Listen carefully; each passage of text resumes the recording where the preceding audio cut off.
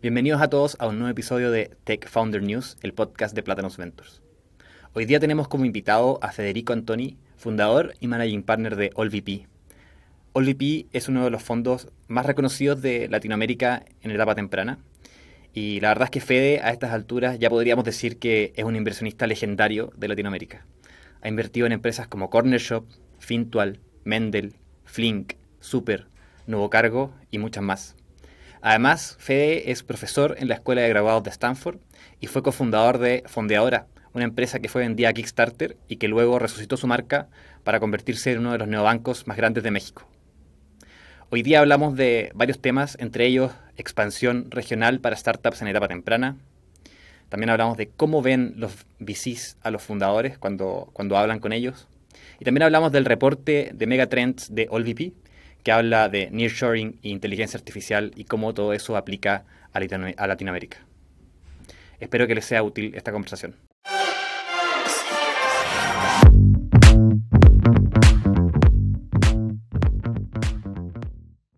Muy bien, Fede, pues vamos a comenzar platicando de expansión regional en Latinoamérica. Se habla mucho de que en Latinoamérica hay más de 600 millones de habitantes. Se ve como una región unificada, pero lo que nos hemos encontrado muy constantemente es que es una muchas veces condición necesaria para que las startups se vuelvan verdaderamente gigantes, es salir tal vez de su país de origen, y muchas veces se encuentran que es más difícil de lo que estaban esperando, ¿no? Ya sea el proceso de adaptación de producto, la estrategia de cómo elegir el país al que te tienes que ir. Entonces, me gustaría, tú que has tenido la oportunidad de ver muy de cerca varias startups exitosas y algunas tal vez que han tenido dificultades para expandirse, ¿qué crees que funciona mejor? ¿Empezar global desde el día cero o iniciar en un mercado tal vez pequeño, un mercado inicial, y luego expandirte una vez que lo dominas?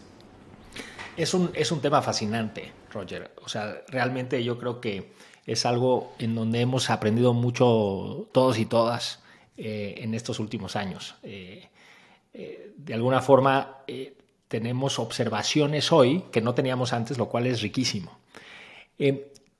La verdad que es difícil de contestar contundentemente, pero les tiro un par de ideas. Lo primero que vale la pena considerar es cuál es el mercado de salida, cuál es el primer mercado. Y ahí no podemos no diferenciar el primer mercado, ya sea México o Brasil, de cualquier otro mercado en Latinoamérica. Si una startup lanza desde México o de Brasil, el tamaño de mercado, las expectativas, el apetito de los inversionistas de invertir capital en uno de esos dos mercados le da el espacio al equipo a escalar y a concentrarse en ese mercado en particular durante bastante tiempo. No es el caso de lanzamientos de países más chicos, Colombia, Perú, Chile, incluso Argentina, que a pesar de ser un mercado muy grande, tiene una percepción de inestabilidad que hace que se puede considerar como un mercado chico. En esos mercados ahí sí hay una decisión mucho más difícil de expansión internacional. Y ahí yo diferenciaría en dos casos. Casos de fundadores con experiencia expandiendo internacionalmente y casos con fundadores sin experiencia. Me parece que si un equipo ya escaló una startup o ya ayudó a escalar una empresa de tecnología, piensen en Uber, piensen en Rappi, me parece que esos equipos pueden aventarse el lanzamiento en un par de mercados al mismo tiempo. Claro. El caso más claro es el caso de Cornershop. Dani, Chuck y Oscar habían escalado Groupon a nivel regional y habían ganado el mercado brasileño y mexicano y otros mercados secundarios como equipo. Eso fue muy natural entonces lanzar al mismo tiempo Chile y México, ¿no? Que fue exactamente. Y no solo fue natural, sino que les ayudó mucho más adelante, porque cuando hablas con Dani, que es el CTO, te dice, desde el día 1 tengo una plataforma multimoneda, multimercado, el equipo técnico sabe que está desarrollando para 2 clientes, estamos todos trabajando en búsqueda de 2 product market fit. Entonces, cuando tienes un mercado así de experimentado, es muy interesante el atacarte a 2 mercados al mismo tiempo, porque te ayuda a evitar quizás sobre enfocarte en un solo mercado, sobre adaptar un producto a un solo product market fit. Entonces, esa propuesta es interesante para emprendedores muy experimentados. Para los que no... Claro. He escuchado que a muchos fundadores les cuesta bastante México. Me ha llamado la atención que los fundadores ven a México como su primera alternativa, ya sea si parten en Chile, en Colombia, etcétera, para hacer su segundo país, pero llegan allá y las cosas suelen ser mucho más difíciles de lo que parecía. ¿Crees que igual es un buen país, México, para irse? ¿O quizás hay que probar con otro primero? Es un gran país. Es un país que tiene cosas extraordinarias. Y ahorita les hablo desde luego de las cosas difíciles, ¿no? Pero en cosas extraordinarias somos un país que le da la bienvenida a todos y todas de donde vengan, con los brazos abiertos, muy amigable, no solo desde un punto de vista humano, pero también desde un punto de vista de negocios, a la implantación de empresas extranjeras. Es un país que tiene mucha competencia de todos lados del mundo, entonces es un terreno en donde van a exponer su propuesta de valor a otras propuestas de valor bien competitivas. Entonces es entrar a una liga en donde se va a jugar fuerte. Y entonces eso es muy bueno, desde luego, para las startups y para los equipos que están desarrollando producto acá. Ahora, es mucho más difícil de lo que parece. Y eso yo creo que es uno de las razones por las cuales a veces cuesta. Porque se siente todo tan fácil. Eres bienvenida al ecosistema, eres bienvenida a la vertical, al sector, te invitan de inmediato. Todo parece fácil. Y al final es un mercado bien heterogéneo, centralizado ciertamente en la Ciudad de México, pero con otras ciudades bien importantes, como Monterrey, Guadalajara. Eso hace como muy difícil. Hay matices culturales entre los estados, entre las regiones, que son difíciles de entender para un extranjero o extranjera. Y luego hay algo que le cuesta muchísimo a todos, y es que México tiene partes que son muy desarrolladas, muy modernas, con una infraestructura avanzadísima. Pensemos en pagos, por ejemplo. Los pagos son, o sea, ya quisieran en Estados Unidos tener estos pagos. Incluso en Chile no tienen la facilidad de hacer cuenta a cuenta como podemos hacerlo acá en México. Y luego, en paralelo, tiene otras partes en donde hay un rezago impresionante, en donde la infraestructura es viejísima, en donde parece que estamos en los 90s, en donde claro, la adopción es difícil. Entonces tienes que entender como a México como este lugar en donde vas a ver lleno de contrastes. Y estos contrastes obviamente son difíciles de operar. Si vienes de una ciudad como Santiago, que es altamente homogénea, 100% centralizado, muy centralizada, con una clase media muy grande, con una infraestructura muy ordenada, con muchísima claridad en todo, pues obviamente llegas a esto y se siente muy grande, muy difícil, muy complicado, muy fluido. Y entonces yo creo que en eso radica la dificultad, en esta quizás mala percepción de la dificultad que es lanzar, que no sucede en Brasil. Nosotros cuando queremos lanzar Brasil, ya seamos inversionistas o emprendedores, sabemos que va a ser imposible. Y simplemente esa expectativa nos prepara mejor, ¿no es cierto? Y en cambio la expectativa de que México va a ser fácil, nos entendemos, nos caemos bien, quizás nos hace contratar menos talento local de lo que deberíamos al principio, cosa muy importante. Muchas veces los founders no se mudan en una primera instancia a México para atacar su mercado principal y se quedan operando desde Colombia o desde Chile o desde Perú o desde Argentina. Y entonces hay toda una serie de implicaciones de no medir bien la dificultad del lanzamiento, que yo creo que causa este problema, además de lo competitivo que es el mercado. Y entonces Oye, Fede, disculpa Sí. que te interrumpa. ¿Qué opinas de ir a una ciudad distinta a Ciudad de México, para empezar? De ir a, por Me, par- ejemplo, Monterrey. Me parece muy interesante. Yo recuerdo, hicimos una inversión con Axel en una startup que se llamaba Billeto. Y Billeto, que era una startup de inclusión financiera, no lanzó en la Ciudad de México, no lanzó en Guadalajara, lanzó en Michoacán, que es uno de los estados más pobres de nuestro país, y me parece fantástico. Me parece muy inteligente intentarlo. Obviamente se tiene que tomar en cuenta y se tiene que planear muy bien y se tiene que ajustar muy bien el business plan a eso, pero atacar un mercado más uniforme, con menos competencia, en donde se va a tener el espacio y el tiempo para ejecutar. Yo creo que es una muy buena idea. Recuerden, en México hay competencia en todos los sentidos. Los mercados publicitarios son muy competitivos.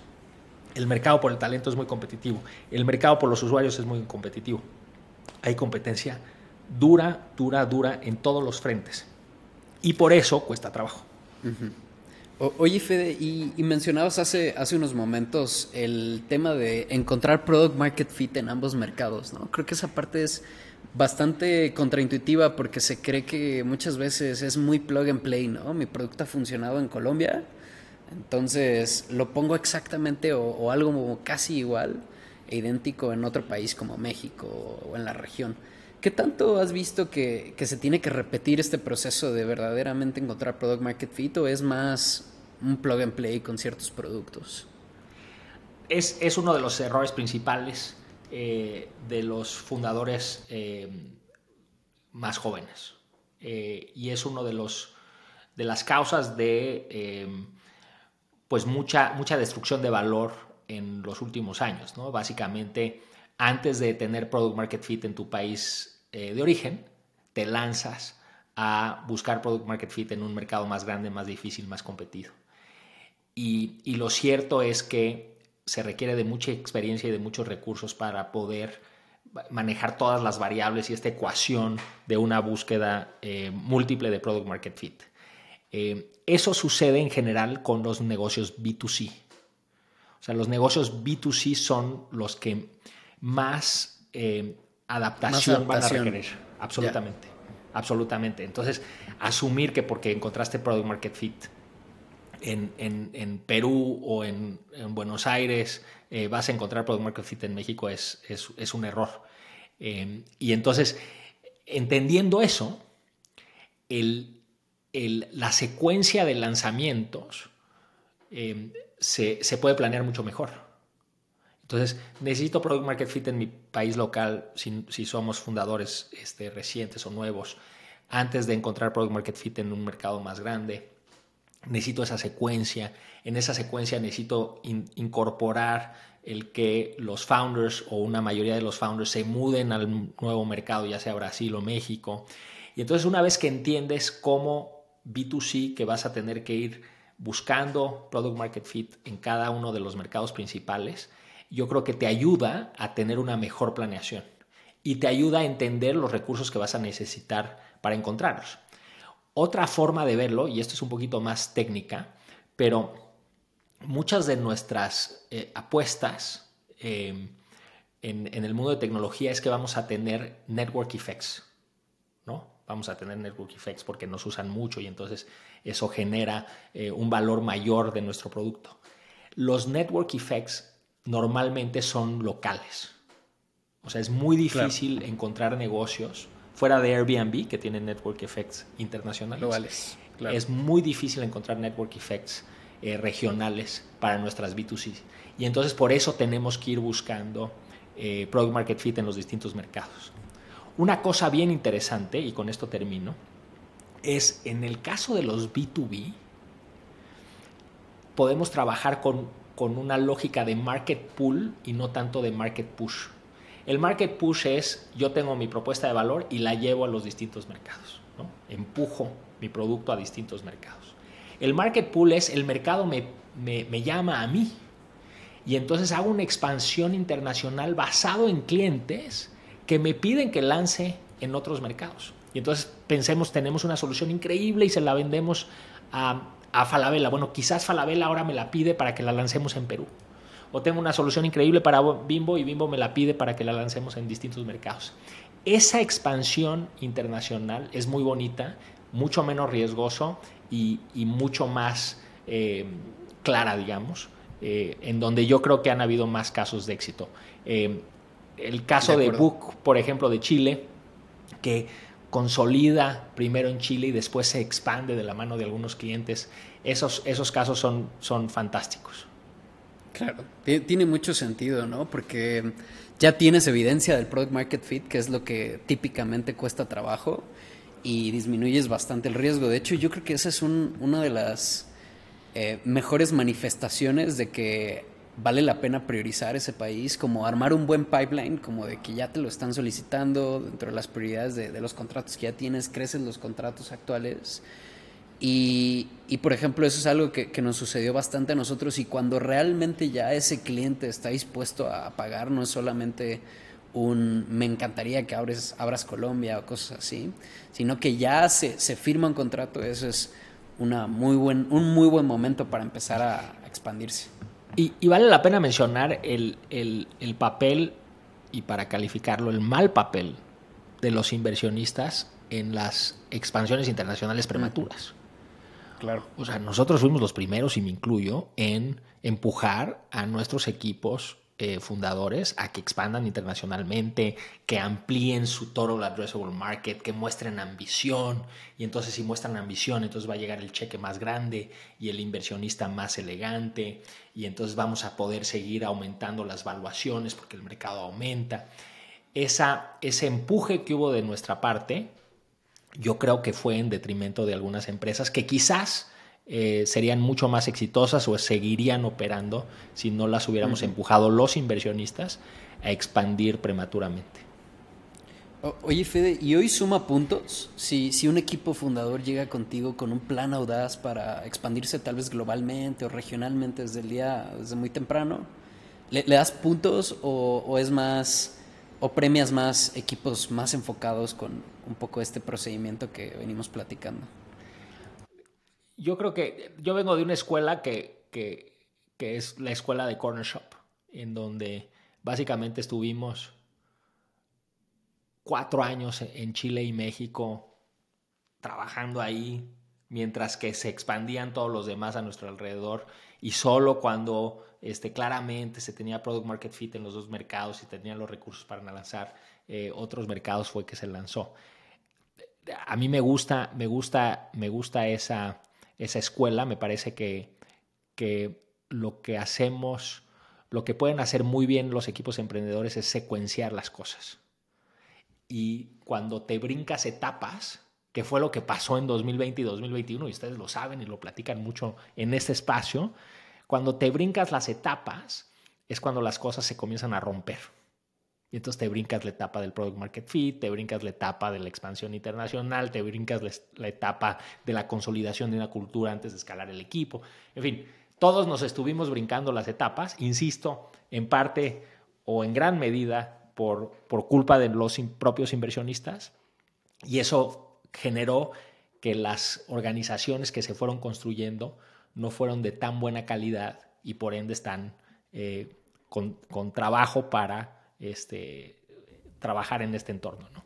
Claro. Oye, Fede, y cuando te llega un equipo, por ejemplo, que quizás ya tiene product market fit, por ejemplo, en Colombia, sí, buscando levantar una ronda para empezar en México, ¿es eso mejor? Me emociono. ¿Te emocionas? Ya. ¿Pero sí, prefieres eso o prefieres que quizás esa empresa ya tenga un pie en México de alguna forma, como que ya haya empezado, o da lo mismo? Depende de la propuesta de valor. Hay hipótesis que son más obvias que otras. Por ejemplo, el B2B el B2C en fintech entre 2015 y 2020 era muy obvio. Estamos muy subpenetrados en México en temas de servicios financieros para el consumidor.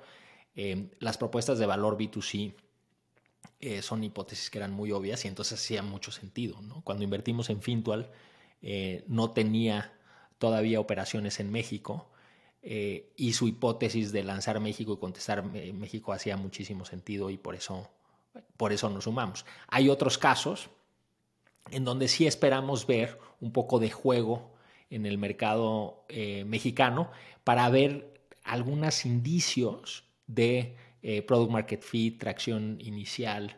Entonces yo te diría que depende qué tan compleja o qué tanto creemos en la hipótesis inicial. Oye, Fede, y misma pregunta, pero Brasil. ¿Por qué? ¿Qué tan...? Ya con tu risa dices algo, creo, pero... tienes un blog post muy bueno que se llama Lost in Translation, que habla un poco de esto. Dinos qué tanto ha cambiado tu perspectiva con relación a lo que dices ahí, o realmente es la misma con relación a la expansión de fundadores y equipos hispanos hacia Brasil. Sí, ese post está muy, digamos, enfocado en describir la falta de éxito que han tenido los brasileños en expandir en México. Y si creen que es difícil para una peruana o para una argentina o para una chilena o para una colombiana lanzar México, para una brasileña o brasileño lanzar México es muy difícil. Y en parte es difícil porque subestiman al mercado mexicano, subestiman la dificultad, subestiman a sus competidores locales, no adaptan el producto, les cuesta mucho trabajo conseguir talento, y se dan por vencidos muy rápido. Lanzar en Brasil, nosotros los hispanohablantes, los latinoamericanos que no estamos en Brasil, tenemos la gran ventaja que le tenemos mucho respeto. Y entonces, sí entramos con mucho más cuidado. La contratación de talento local es evidente desde el día 1. Se entiende, la mayoría de los equipos emprendedores entienden que cuando lanzan Brasil están apostando la empresa en ese mercado. Y entonces esa es nuestra, quizás, de las únicas ventajas que tenemos, porque lo demás es muy difícil. Lo que es maravilloso del mercado brasileño, y hemos participado como inversionistas en distintas startups que han expandido allá, lo que es maravilloso del mercado brasileño es que la adopción es increíble.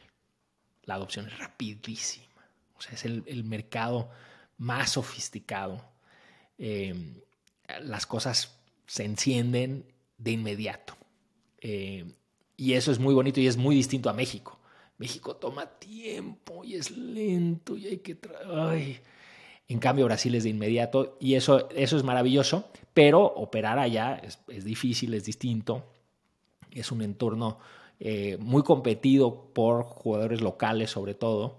Hay una idiosincrasia compleja, la barrera del idioma no es menor. Entonces, no hay tantos casos de éxito de startups que han sido exitosas allá, pero sí hay muchos intentos y es increíble ver cómo Rappi fue exitoso allá, es increíble cómo más adelante Cornershop fue exitoso allá. Mercado Libre también. Mercado Libre que no sería la empresa que es hoy, claro, si no gana Brasil. ¿Y cómo gana Brasil? Y que esto es un gran ejemplo, Roger, qué bueno que lo traes a la mesa. Se cambia de nombre. O sea, Mercado Libre es tan... Marcos tiene tanta claridad de que ese es el mercado que tiene que ganar, o no hay plan regional, ambición gigante, que le cambia de nombre. Es una letra nada más, pero sí es muy llamativo cómo los argentinos entienden eso, quizás mejor que cualquier nacionalidad. Cuando se lanza a Despegar, también se cambia de nombre a Decolar. Y entonces es interesante cómo lo hemos hecho los latinoamericanos para tratar de ganar eso y cómo se puede. Y el premio a ganar Brasil desde un país latinoamericano pues es increíble porque pues, se construye un Mercado Libre, se construye un Rappi, etcétera, etcétera. Buena. Oye, Fede, ahora cambiando un poco de tema, vamos a hablar de VCs y fundadores. Tú has tenido una perspectiva muy única, siendo uno de los fondos pues bastante activos, ya pioneros, al menos en México y en Latinoamérica en general, ¿no? ¿Qué señales, qué red flags ves tú normalmente en equipos en una etapa muy inicial? Ya sea para bien o para mal, como prefieras decir. Pero sobre todo pre-product market fit, ¿no? Que entiendo que es una de las etapas en las que más activos están ustedes como fondo en etapa temprana. Correcto. A mí, yo soy un apasionado de los seres humanos que están detrás de los productos, ¿no? Y de la tecnología. Y la verdad que hemos aprendido muchísimo en los últimos años en identificar estos elementos que tienen los equipos fundadores exitosos. De hecho, tenemos una metodología en OLVP en donde generamos unas calificaciones de los equipos, que es algo súper subjetivo, obviamente, hay mucha intuición, desde luego, pero se puede ir generando un proceso y se pueden ir generando como matrices que te permiten analizar mejor los equipos. Les doy algunos elementos. Nosotros tenemos un sesgo a los equipos que ya han emprendido antes. Ese es un sesgo de OLVP. No es un sesgo de plátanos, y eso me encanta. Claramente nos encantan los fundadores primerizos. Exacto. Entonces nosotros tenemos ese sesgo en estudios que se han hecho. La única correlación que han encontrado en estudios en Silicon Valley, que han encontrado de éxito de startups y de equipos fundadores, y es una correlación ligera, esto es importante mencionarlo, es que los second time, third time, fourth time founders tienen tendencia a tener más éxito porque pues, ya vivieron el proceso de arrancar de 0 a 1, ya vivieron el proceso de fundraising, ya vivieron esa experiencia, pues obviamente enriquece. Entonces tenemos ese sesgo. Después tenemos obviamente un sesgo a equipos versus solo founders. Que ese también es, insisto, un sesgo, y le llamo sesgo porque quiere decir que nos equivocamos, que perdemos grandes solo founders y perdemos grandes first time founders. Cuando hablamos de equipos, nos gusta mucho que los equipos hayan trabajado antes juntos. Al final es muy difícil saber si uno se va a entender con sus co-founders. Y sí es uno de los riesgos que existe dentro de la ejecución de una startup, el que los equipos no se entiendan.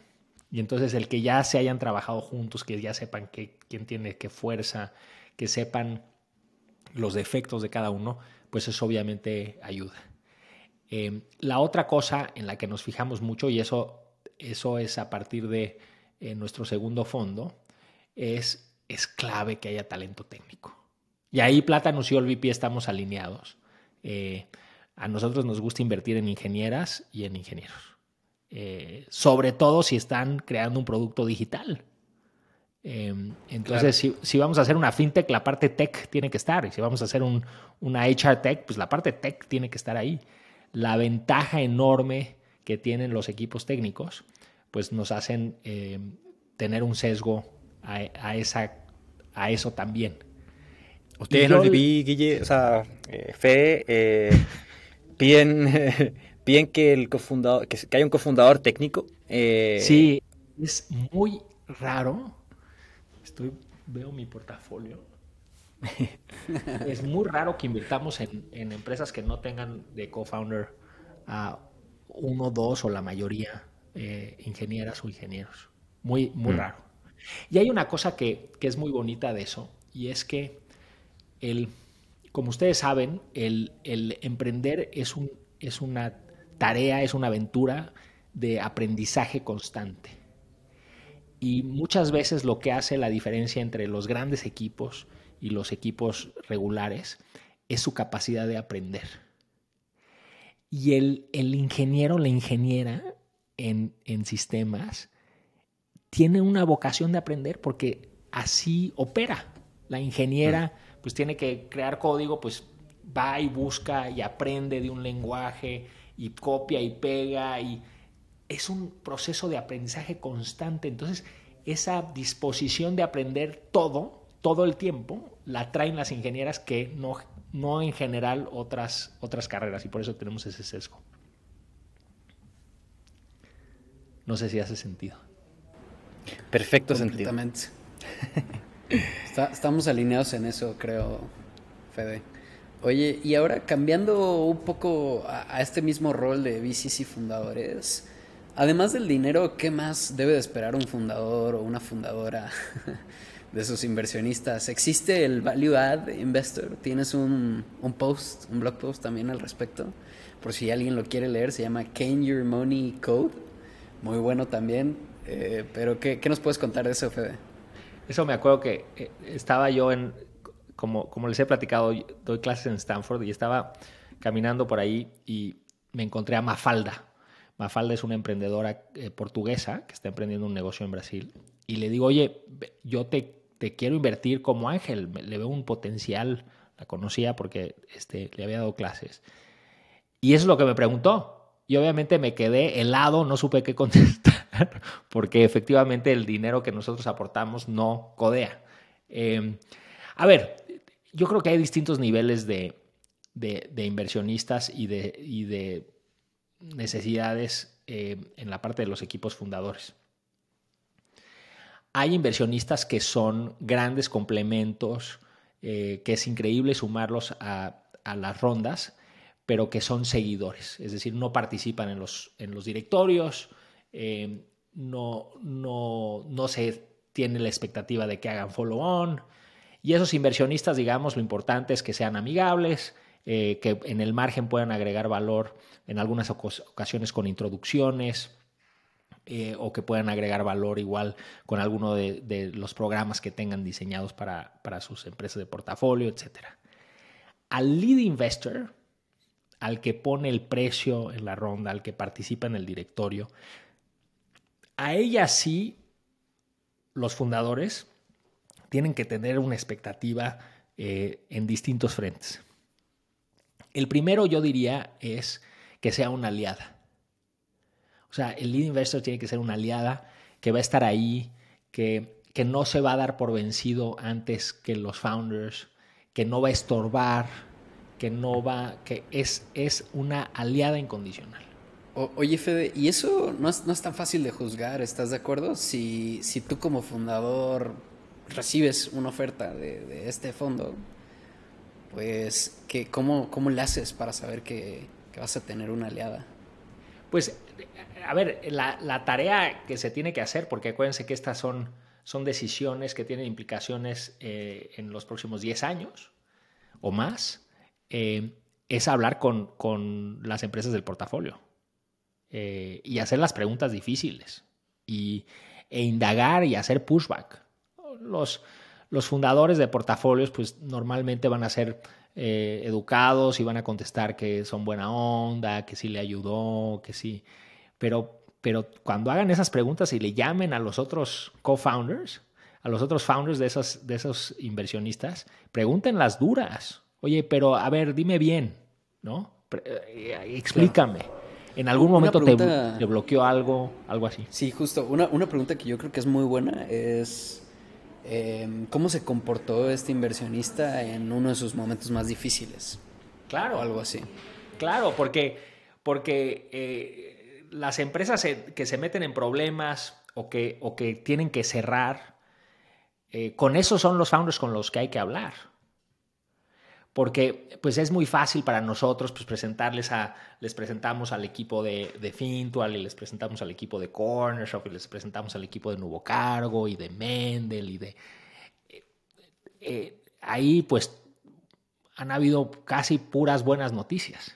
El chiste son las difíciles. El chiste es hablar con mi socia Jimena, que fundó la primera empresa en donde invertimos y que después de 6 años tuvimos que encontrar la forma de salir porque las cosas no se dieron bien. Esa es la llamada que tienen que tener. Cómo nos comportamos cuando las cosas están feas. Y cuando las cosas están feas, créanme que en el directorio de repente se viven como dos realidades. O sea, como decimos en México, la gente saca el cobre. Y ahí eso es lo que tienen que indagar. Entonces, la primera yo diría necesitan un aliado y una aliada, porque esto es una aventura larga, con altas y bajas, y necesitan de veras poder contar con alguien en el directorio. Y después está el tema de valor agregado, que sí existe. O sea, sí los fondos podemos ayudar a levantar capital adicional, podemos ayudar con contrataciones claves, somos muy buenos, podemos vender a los equipos como nadie, ¿no? O sea, yo puedo decir Roger es un genio. Roger no puede decir soy un genio, porque no va a contratar a mucha gente así. Entonces, en la contratación somos muy buenos. Habemos algunos fondos que trabajamos duro en el business development. Qué mejor que un fondo que vende, ¿no? Esos son raros. Entonces, hay temas regulatorios que son complejos y que para algunos founders o extranjeros o primerizos se requiere de un acompañamiento. O sea, definitivamente el valor agregado existe. Lo que sucede es que todos lo vendemos, todos hablamos de él como si lo diéramos consistentemente, y lo cierto es que no se genera valor agregado por parte de fondos consistentemente, y sin embargo todos decimos lo mismo todo el tiempo a todo mundo. Y entonces los founders tienen que investigar un poquito y averiguar si lo que decimos es verdad o no es verdad. Oye, Fede, déjame ofrecerte un pushback ligero ahí. Venga. Nosotros creemos que especialmente, o al menos yo creo, no quiero decir nosotros, pero especialmente en una etapa muy temprana, pre-product market fit, realmente el heavy lifting lo hacen los fundadores, y creo que eso lo hacen en toda la trayectoria de la empresa, ¿no? Y creo Obvio. que lo que nos hemos encontrado muchos, igual y no es un pushback, igual no es un pushback, pero, por ejemplo, lo que yo me he encontrado bastante es que muchos fundadores como que les tienta mucho este discurso de los inversionistas de su valor agregado, y creen que va a mover significativamente la trayectoria de su empresa, especialmente pre-product market fit. Ahí, ¿tú qué dirías de eso? Estoy 100% de acuerdo contigo. Es más, yo te diría, este valor agregado tiene que ser entendido como un valor agregado en el margen, temporal y aditivo a lo que tiene que generar la propia empresa. Si ustedes hablan con un inversionista que va a plantear una participación muy activa, yo creo que no es el tipo de inversionistas que se requieren en unas etapas tempranas. O sea, la empresa la construyen los founders, eso no hay ninguna duda. Y si algo he aprendido yo en todos estos años es que uno tiene que, sobre todo, dejar a los founders trabajar. Y por eso, pre-product market fit, nosotros en general no tenemos participación en directorios, y sugerimos no tener directorios. Porque ahí es darles el espacio a los founders para que ellos vayan construyendo las hipótesis. Pero saber cuándo entrarles, saber cuándo hacer pushback, saber cuándo agregar valor en el margen aditivo y no sustituyendo ninguna función de la empresa o tomando algún papel que sea más protagónico del que tiene que ser. Entonces, efectivamente, Roger, tienes toda la razón. O sea, no solo es buscar quién realmente agrega valor, sino es saber quién entiende bien cuál es el valor agregado que se puede tener en una empresa. Y lo cierto es que pues nosotros al final del día hacemos muy poco. Todo el heavy lifting, las decisiones claves son decisiones de los fundadores. Buena.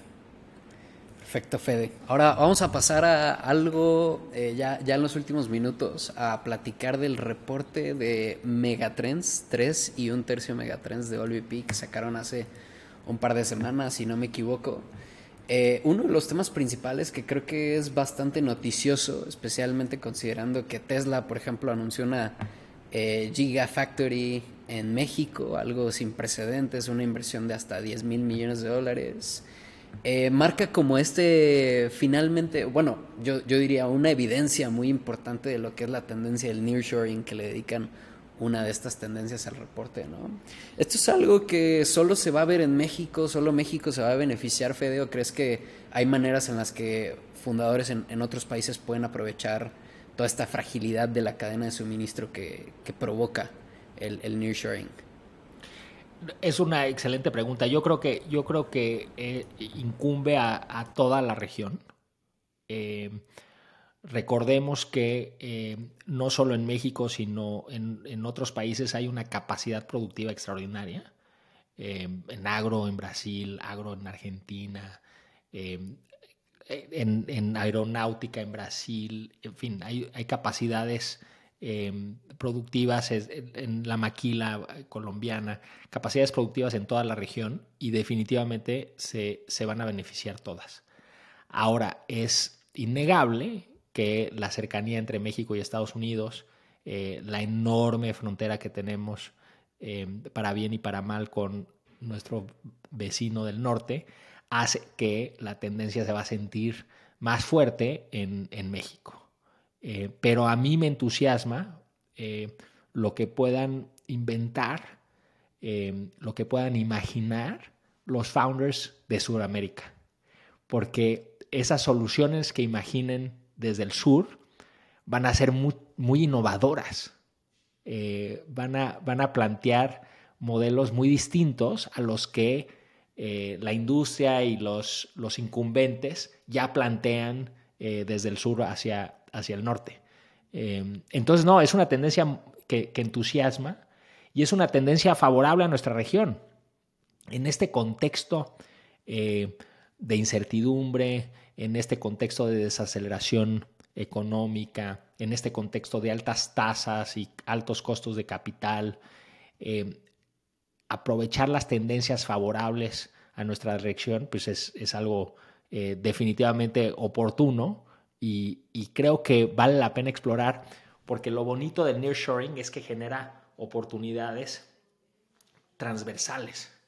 Y entonces, como es una tendencia completamente transversal, se generan oportunidades en el sector de educación, se generan oportunidades en el sector de recursos humanos, desde luego en el sector de servicios financieros, logística.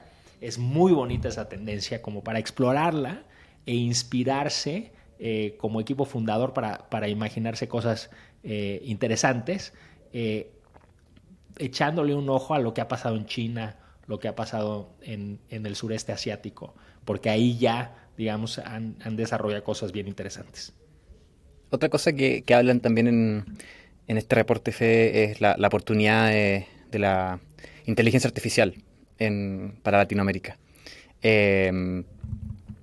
Han pasado muchas cosas, yo creo que desde que salió ese reporte hasta ahora, porque se está moviendo muy, muy rápido este mundo.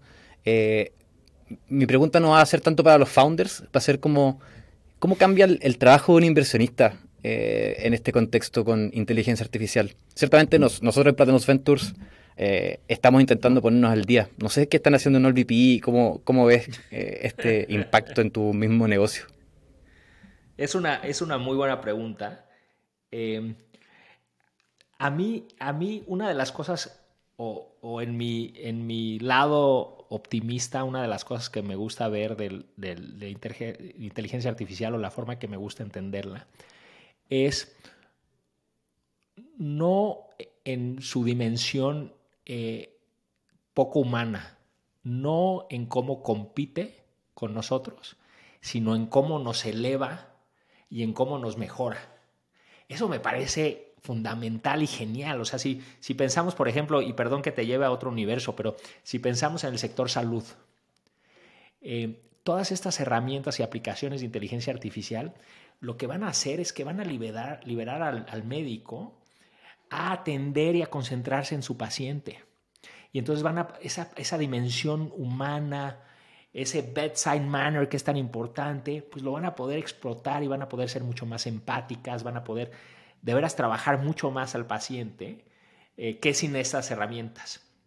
Y entonces la pregunta es si todas estas herramientas nos pueden hacer más humanos a los inversionistas, nos pueden liberar para enfocarnos más en el talento, enfocarnos más en el potencial, y digamos que todo lo que tiene que ver con dimensiones numéricas y más analíticas, pues ahí nos puede liberar mucho. Entonces, claramente, si los equipos de AllVP están felices de que hacer un modelo financiero va a ser mucho más rápido y fácil.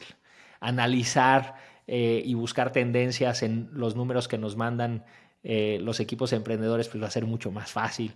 Entender y poder analizar algunas aplicaciones que se distingan por downloads rápidos, o va a ser mucho más fácil. Entonces, como que yo creo que en la parte de early stage, todas estas herramientas de inteligencia artificial que tenemos que usar nos van a hacer mejores. Y estamos buscando cómo utilizarlas y cómo entenderlas. Desde luego, pues debemos de ser early adopters.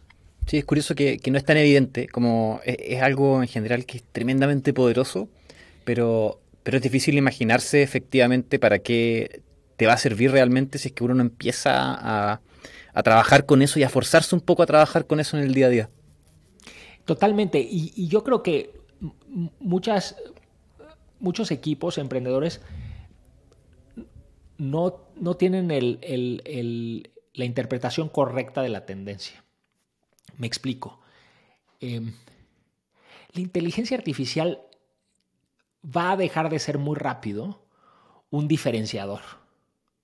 La inteligencia artificial no es lo que va a hacer que tu startup gane. Es en la aplicación de la inteligencia artificial en la misma medida que en la aplicación de software que va a ganar la startup. Y entonces es todavía más importante tener insights de tu cliente. Es todavía más importante tener una estrategia de go-to-market, porque la inteligencia artificial va a potenciar esos insights, esa capacidad de entender el mercado, esa capacidad de atender al cliente. No es un diferenciador. No es un diferenciador.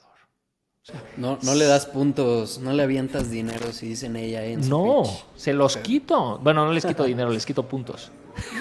Bien. Dinero nunca quitamos, pero puntos sí.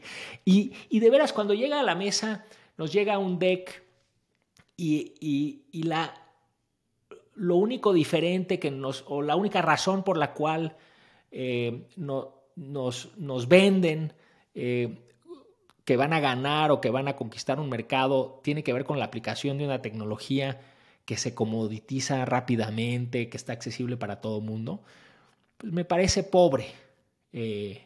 Más bien no podemos pretender ser una plataforma digital masiva, generar una organización gigante basada en la tecnología en los próximos 5 o 10 años. No se puede imaginar eso sin que haya un componente de modelos predictivos y modelos generativos importante. Es evidente que va a haber eso. No es un diferenciador, es más bien es parte de la construcción de cualquier empresa tecnológica. Por lo menos así lo vemos acá y me parece que es el buen approach, porque se va a perder mucho dinero y se va a perder mucho tiempo pensando que la aplicación de estos modelos son un diferenciador clave.